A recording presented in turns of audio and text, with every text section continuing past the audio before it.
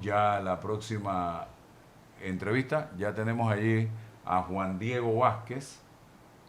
Eh, Vamos a ver que aquí hay información importante que quiero compartir. Y de esto que estamos hablando, amigos, sobre el endeudamiento de los panameños, vamos a hablar en algunos minutos con René Quevedo, que también está con nosotros. Y esta es una noticia que salió hoy en el diario La Prensa. Señor Juan Diego Vázquez, buenos días. Gracias por estar con nosotros en la mañana de hoy. Yo quiero hacerle una pregunta antes de entrar en el tema que se generó ayer con las declaraciones del Contralor y que lo relaciono simple y sencillamente a las denuncias que usted hizo o ha venido haciendo con el tema de las partidas asignadas a algunos municipios del país.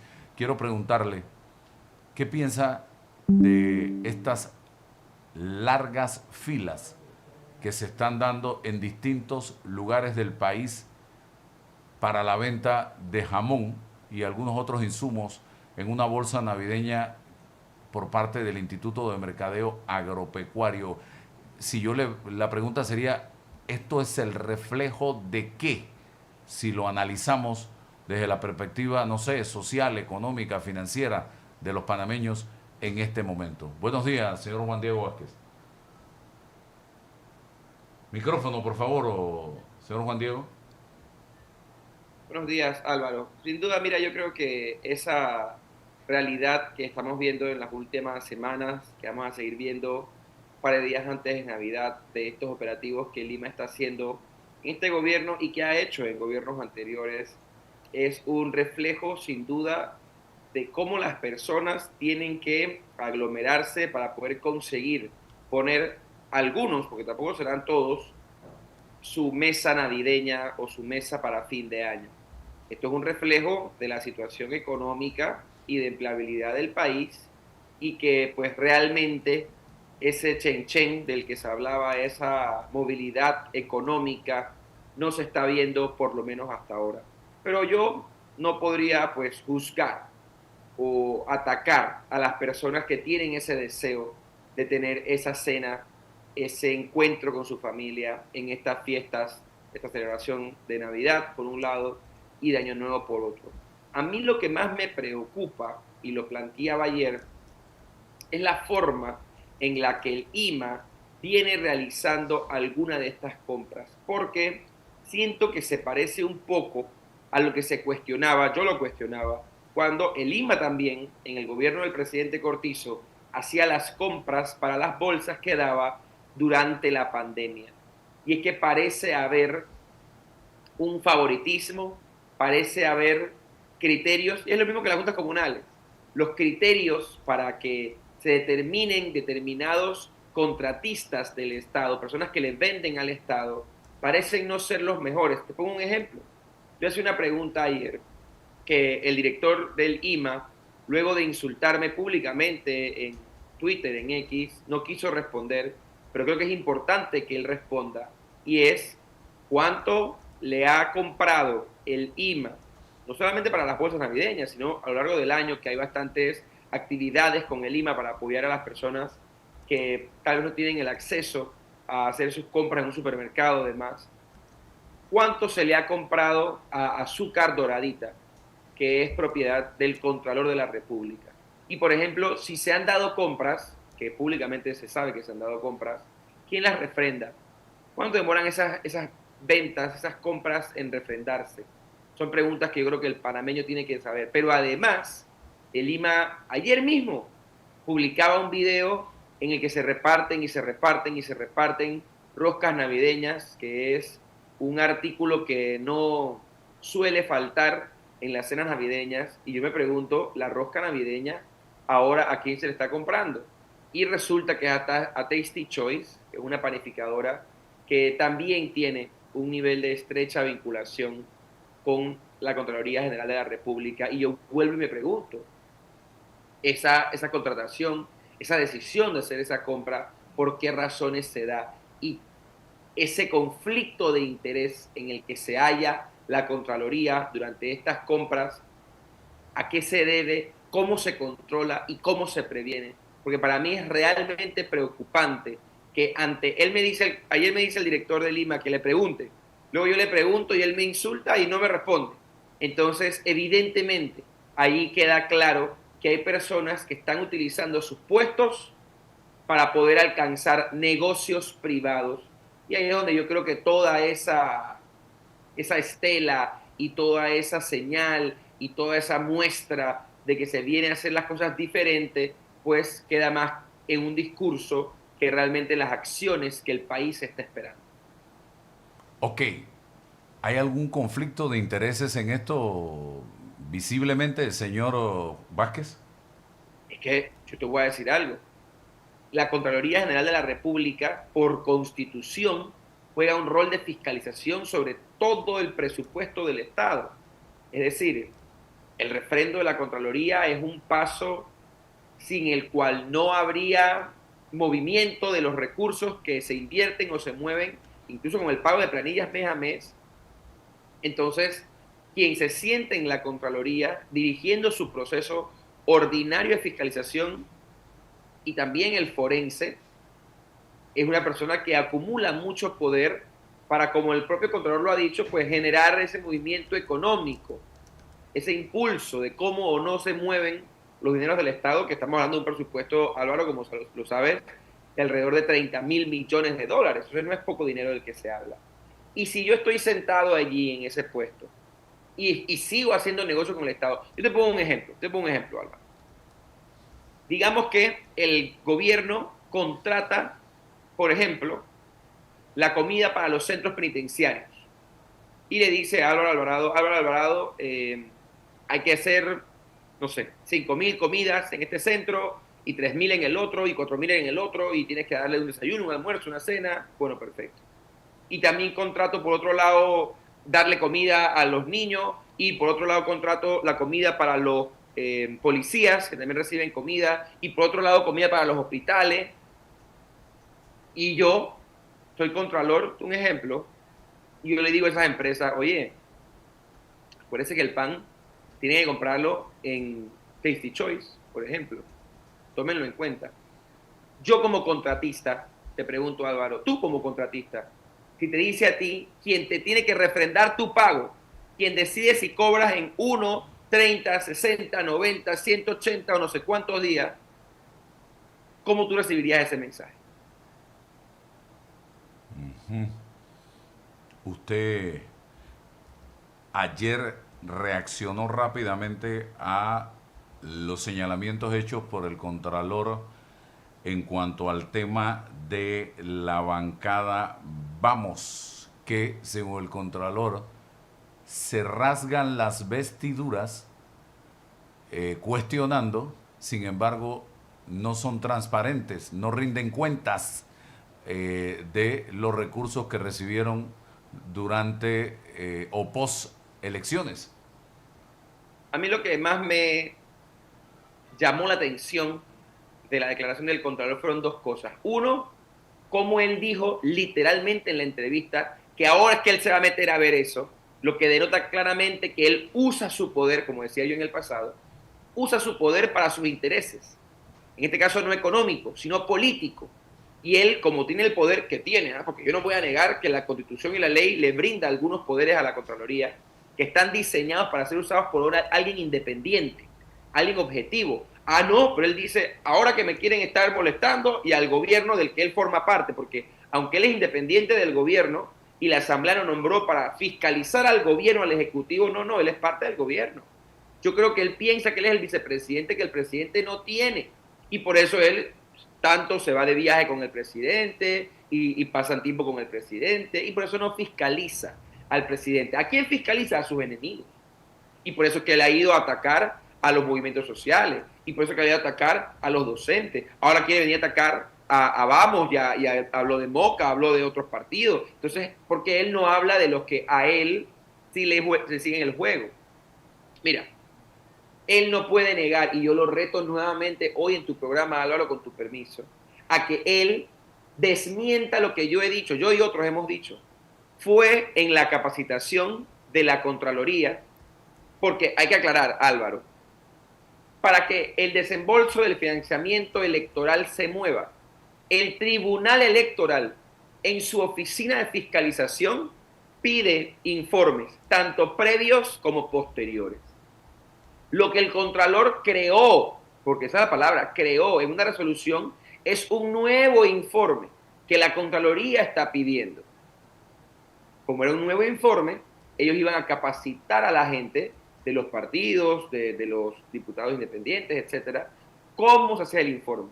La capacitación se hizo tarde. Lo reto a que lo desmienta el Contralor, que lo que yo digo es falso. Pero además, como se hizo tarde la capacitación, el personal de la Contraloría, para mí, muy prudente y sabiamente, dijeron, oye, yo les recomiendo a los que están aquí, gente de partidos que puedes preguntarles tú, y diputados independientes y sus equipos, yo les recomiendo, Contraloría dijo, que pidan una prórroga para que puedan hacer todo bien y tengan tiempo. Y ahora él sale ayer a decir que la prórroga básicamente era un delito o era un pecado, cuando su equipo mismo lo mandó a pedir. Pero además él tiene la osadía de decir, la mayoría, y ahí fue donde yo dije, aquí hay algo raro, la mayoría de los diputados independientes, y ayer demostramos con números que eso es falso, porque además un gran número de diputados de la bancada renunciaron al 100% de ese financiamiento y se lo entregaron íntegro a Senacid para poder apoyar a los pacientes con cáncer en Panamá. Eso él no lo dice. Entonces, cuando él dice medias mentiras o mentira y media, y cuando él evidentemente, porque eso es lo que él fue a hacer ayer, Álvaro, él fue a un noticiero nacional a amenazar, a amedrentar, a intimidar, y él dijo, ahora van las auditorías. Eso es decir, yo voy a usar mi poder para atacar o para investigar al que me afecta. Una pregunta que fue la que yo le hice ayer y se la hago ahora. Él no ha dicho nada de Gerardo Solís, porque hay algo que él no dice y que el país no sabe. Lo que ocurre hoy con el caso de un exdiputado, colega mío del circuito 83, es que el Contralor arranca una investigación para determinar el enriquecimiento injustificado. Es decir, si el ex colega mío había aumentado sus recursos, su patrimonio, sin poder explicarlo durante el tiempo que fue diputado y director de Pandeport. El Contralor General de la República, ex Contralor General de la República, Solís, tiene, yo no sé, creo que las últimas 3 décadas siendo funcionario. Fue Contralor, magistrado del Tribunal Electoral, fiscal de la Fiscalía Electoral. Funcionario de la zona libre, por allá comenzó. Fue ministro, fue viceministro y creo que antes era funcionario de la zona libre de Colón. Eso son por lo menos 2 décadas. Porque además el Tribunal Electoral son 10 años. Entonces, a él no lo van a investigar. Él investiga a quien él quiere. Y él le hace esa investigación a quien él quiere. Y yo celebro que cualquier persona vinculada con corrupción tiene que ser investigada. Pero eso es lo que está pasando aquí, Álvaro. Lo que está pasando aquí es que él investiga al que él le parece su enemigo o al que él quiere para armar un show, pero no investiga a todo el mundo. Y yo creo que la justicia requiere que haya una investigación completa de todo lo que está pasando. Álvaro, te hago una pregunta y te lo mandé para que lo puedas mostrar y para que no digas que yo estoy inventando algo. Este gobierno le mandó $300,000 a la alcaldía de Chagres en la provincia de Colón. Ahí está la fotografía del documento que registra y que prueba lo que está diciendo el señor Juan Diego Vázquez, que en noviembre del 24 el MEF transfirió 300,000 al municipio de Chagres en la provincia de Colón a través de 2 desembolsos. El detalle adquiere otra dimensión cuando se revisa quién gobierna el distrito. Eugenio Geñito Delgado. Dilo tú, Álvaro. Dilo tú.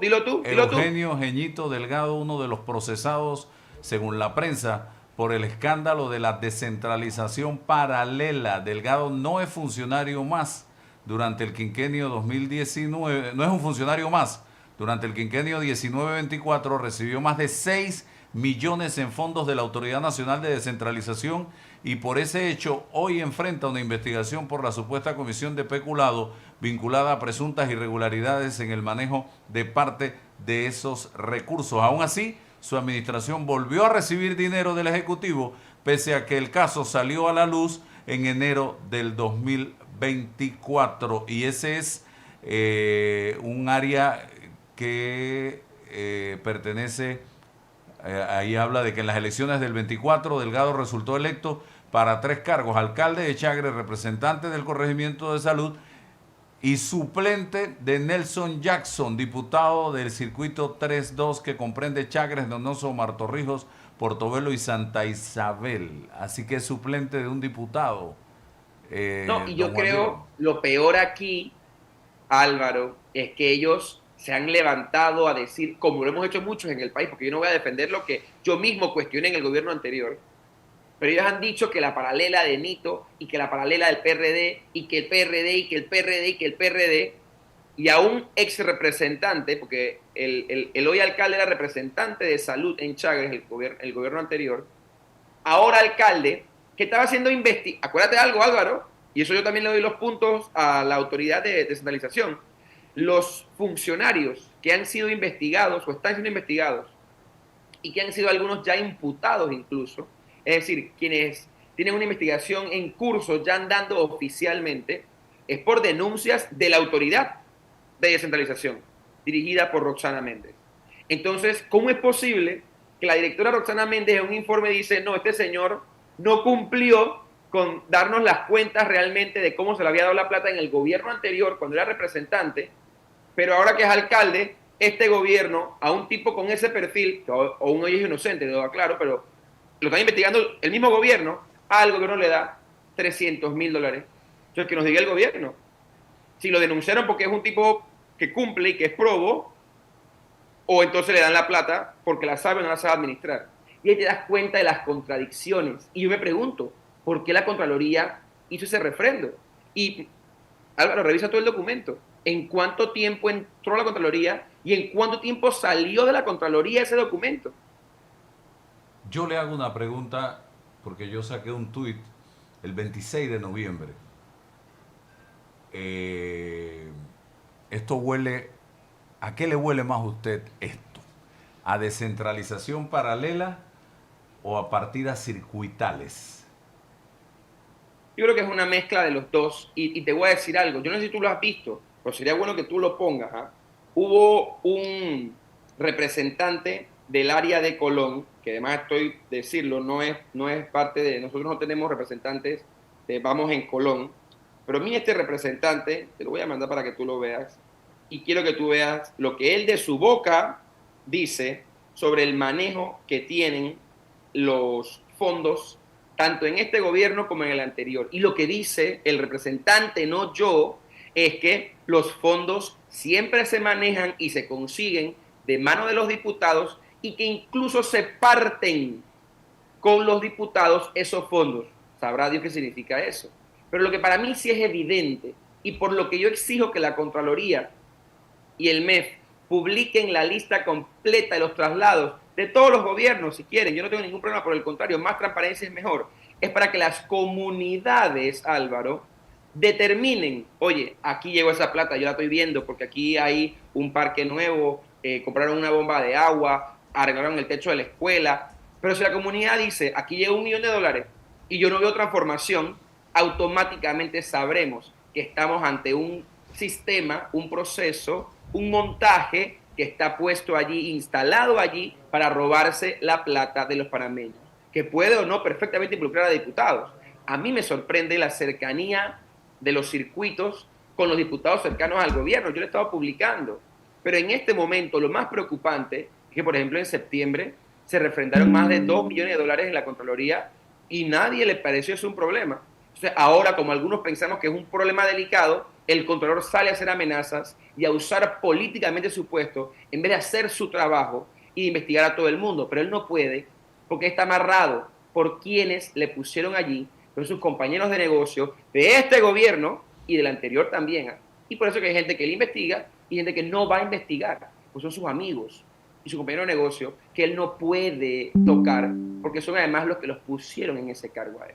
Aquí vi la fecha de entrada a Contraloría de uno de los $150,000 a Chagres, 27 de noviembre del 24, y fue refrendado el 5 de diciembre del 24.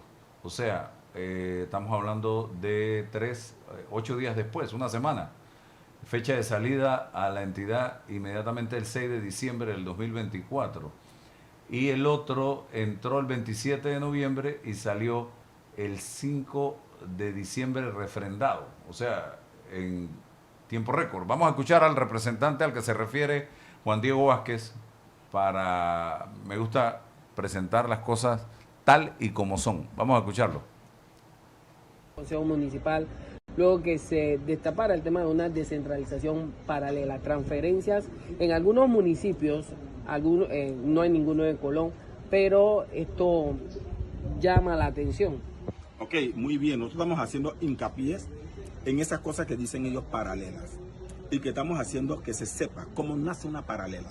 La paralela no nace de nosotros los representantes, la paralela nace del Ejecutivo en coordinación con los diputados que cuando hacían sus acuerdos de recámaras depositaban en las cuentas de los representantes. Hoy en día los representantes no pueden dar cuenta de eso porque no fueron ellos que lo gastaron. Lo que lo sacaban eran los diputados. 20% tuyo, el 80% mío, me llevo lo mío y por eso es que no se puede justificar. Porque el que tiene que justificar es el diputado en su momento dado que estaba allí. Entonces, esa es la mal llamada paralela.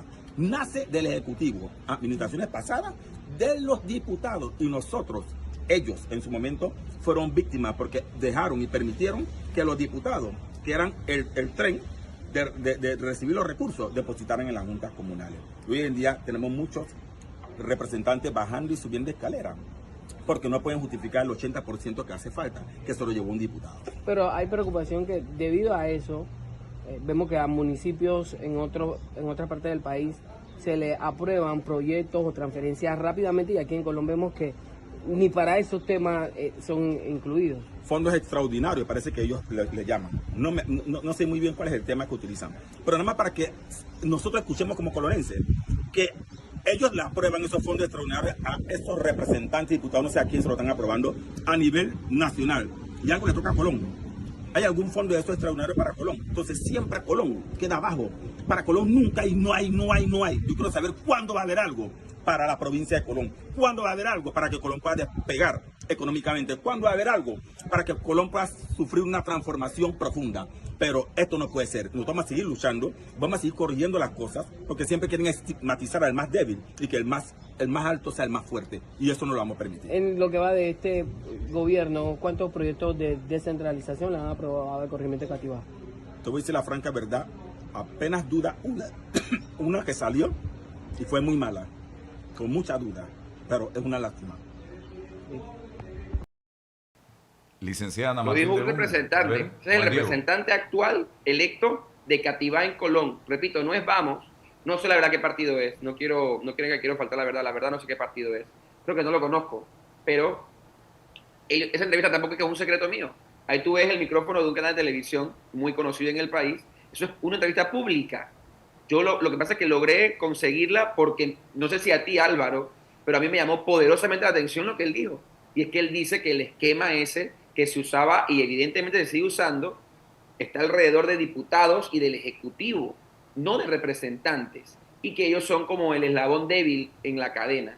Entonces, yo no puedo sino concluir que algo se repite cuando, por ejemplo, yo veo que el mismo día le llegan 450.000 dividido en 3 transferencias a los 3 municipios del circuito de Popi Varela, perdón.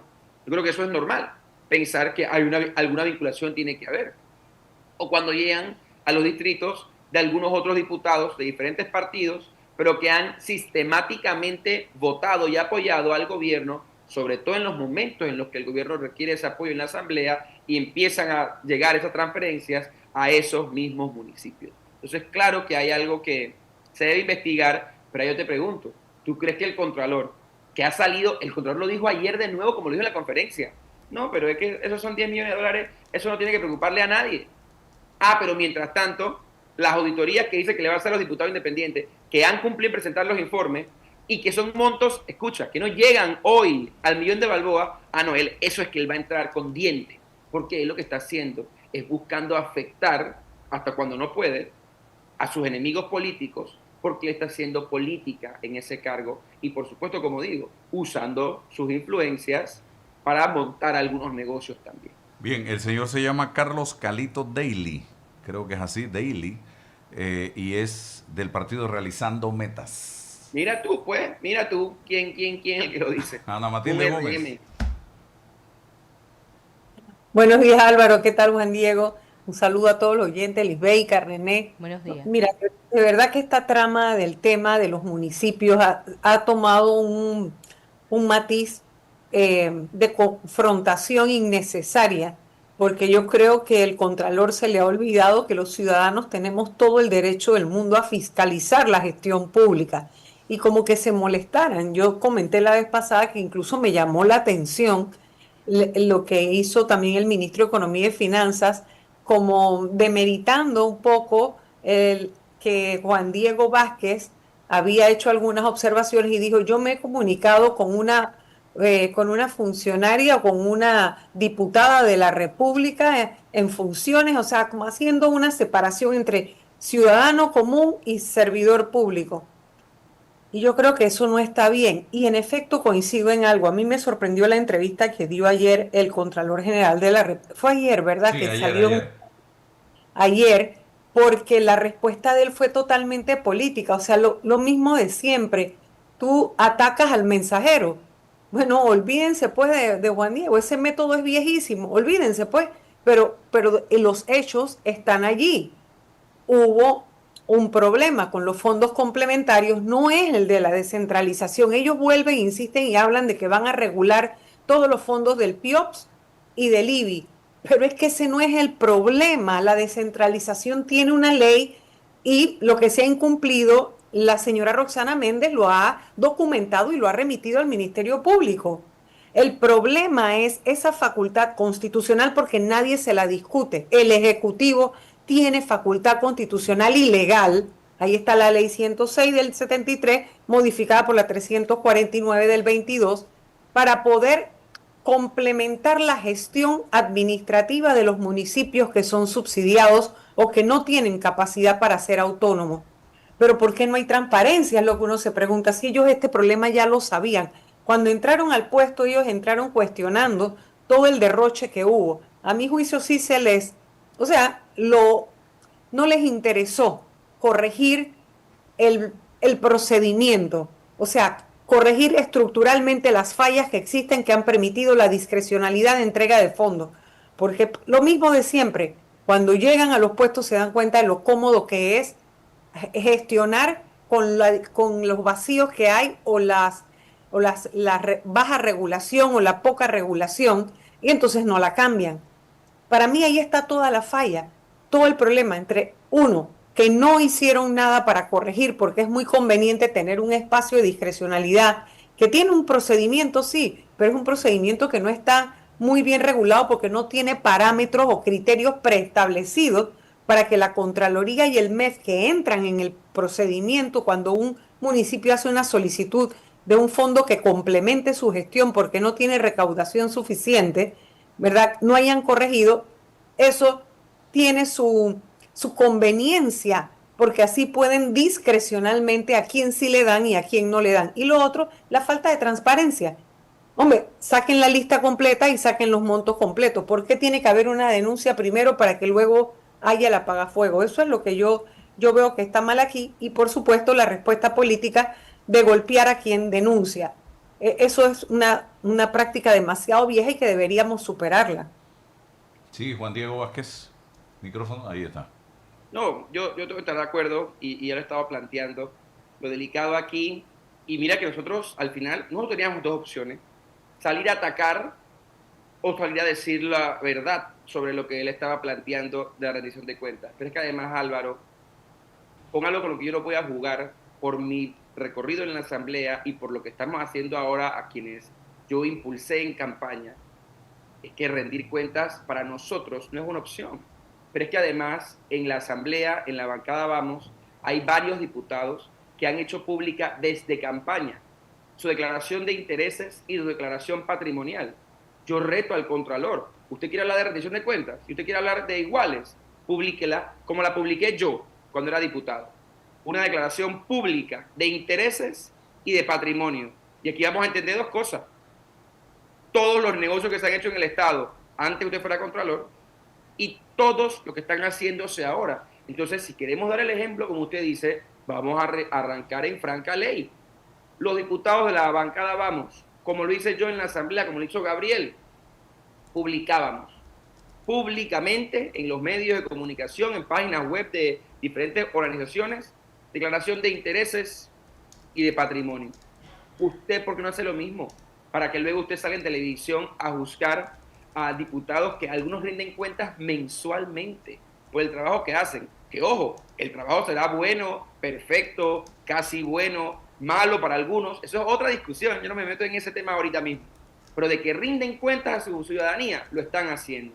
Ah, pero entonces los que no lo hacen, él no los menciona, porque no es un ataque objetivo de buscar lo mejor para el país. Es un ataque de ver quiénes son mis enemigos políticos. Y recuerdo además, los diputados de la bancada Vamos en su momento no apoyaron al Contralor, porque este Contralor se veía ver como igual que el anterior, un Contralor puesto allí por actores y sectores políticos para hacer lo que él está haciendo, facilitar algunas cosas, trancar otras, investigar a algunas personas, no investigar a otras. Álvaro, te hago una pregunta.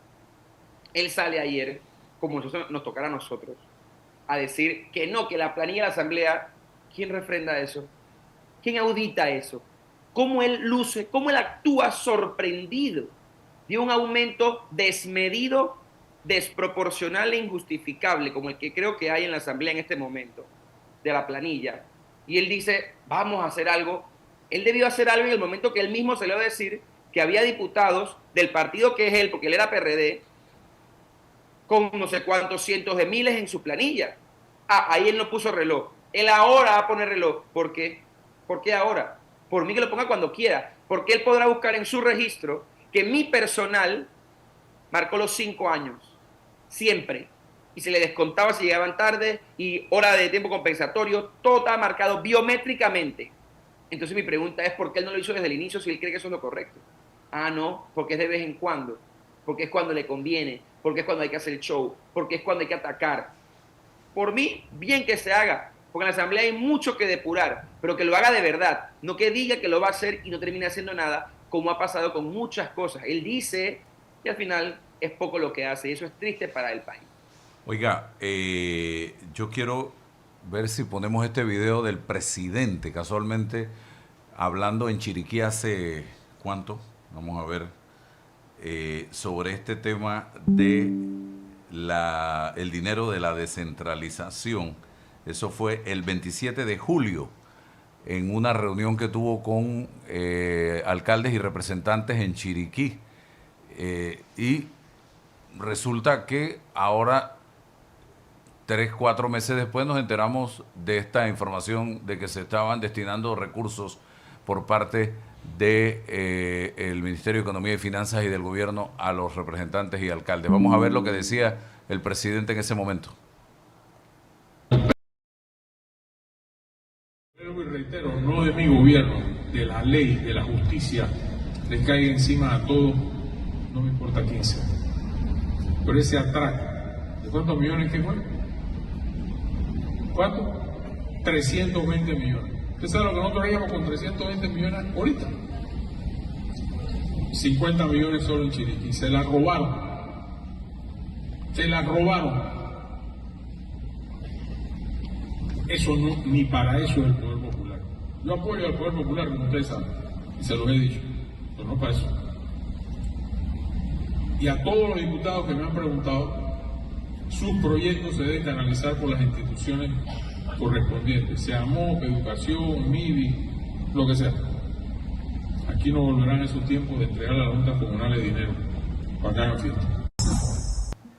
Ya en ese momento, Juan Diego, en julio, se habían entregado millones de dólares a algunos municipios, y miren lo que digo, algunos municipios del país, porque no ha sido de manera equitativa. Y no es que yo estoy en contra de que se le entregue a los municipios recursos, pero debe hacerse con controles, con disciplina, con fiscalización, rendición de cuentas.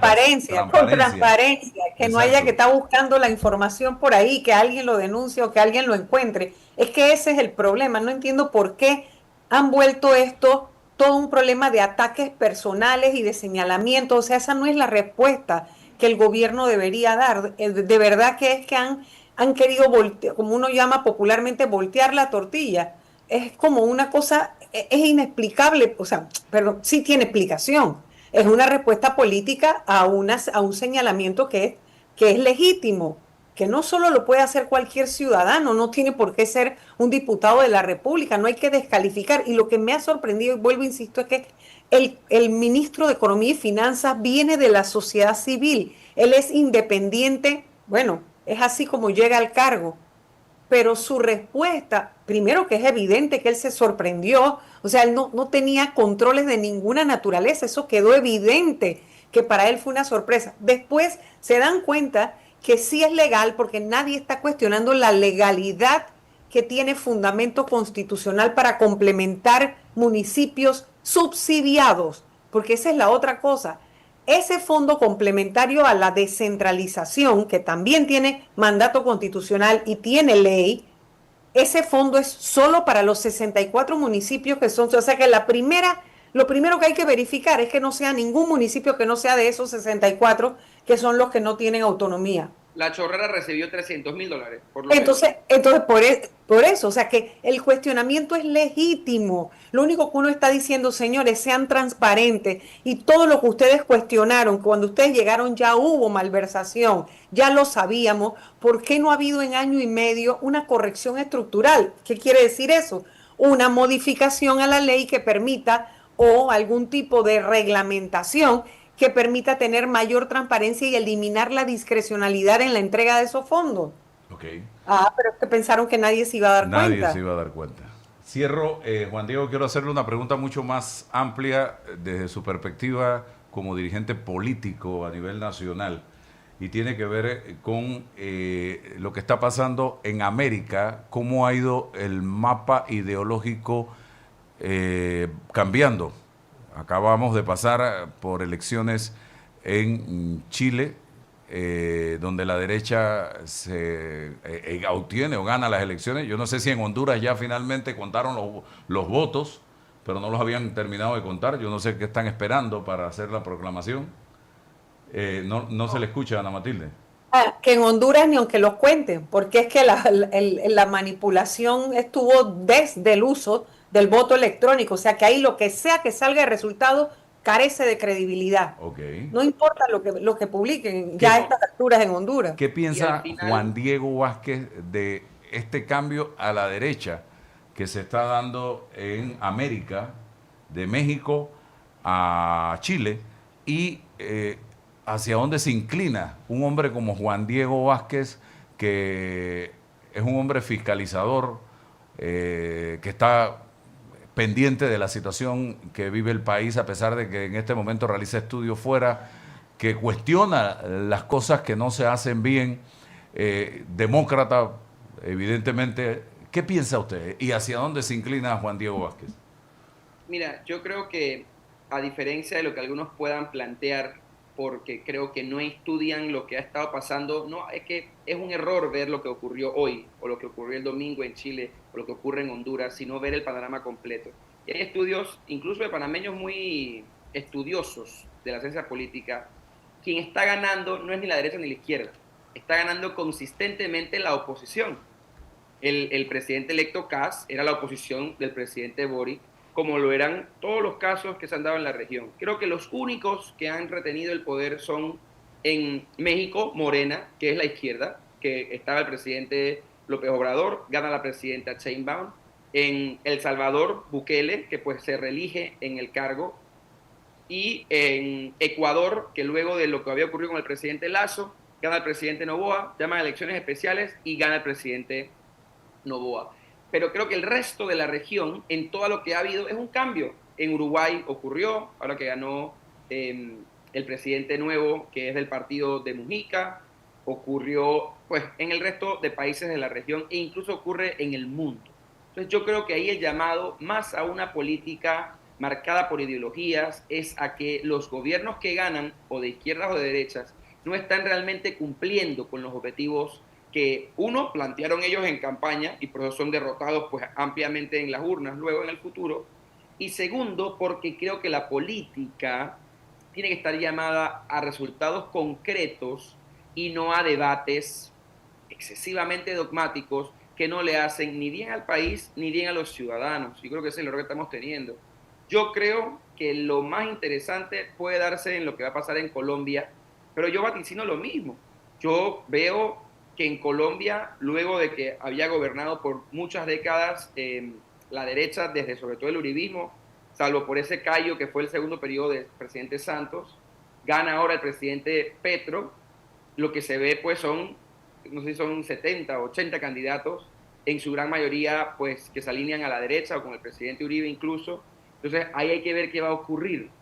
Pero yo creo que el debate es mucho más complejo de ese debate ideológico que a veces funciona más como un techo que como un piso, y yo creo que el país está superando un poco eso. Quien crea, por ejemplo, que los presidentes de la región o los presidentes que más marcan, voy a decir, tendencia no ideológica, sino política en el mundo, responden a ideologías, pues, el presidente de los Estados Unidos, el presidente de Argentina, los presidentes de otras potencias europeas, yo creo que no llegan con esas tendencias ideológicas tan marcadas, porque llegan o a hacer lo que les da la gana o a cumplir con determinada línea política o pragmática que en el poder se da. Yo creo que la discusión es un poco más compleja que solamente eso. ¿Y usted tiene una ideología definida, Juan Diego Vázquez?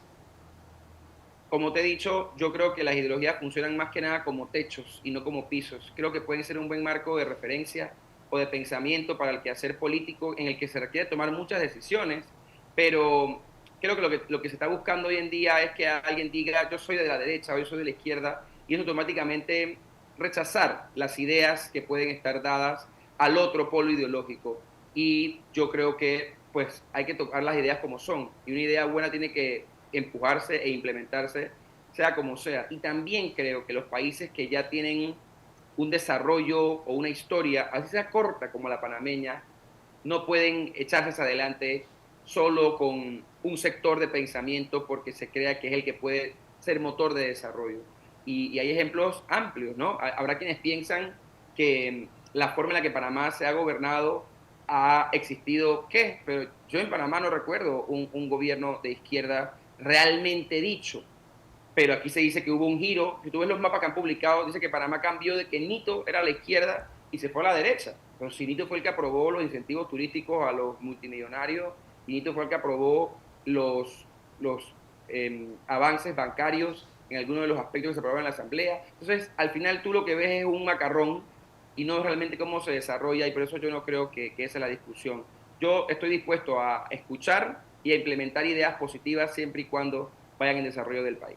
Muy bien, excelente, gracias Juan Diego Vázquez, que tenga excelente día. Buenos días, muchas gracias, saludos a usted y a la decana, cuídense. Hasta luego. Gracias.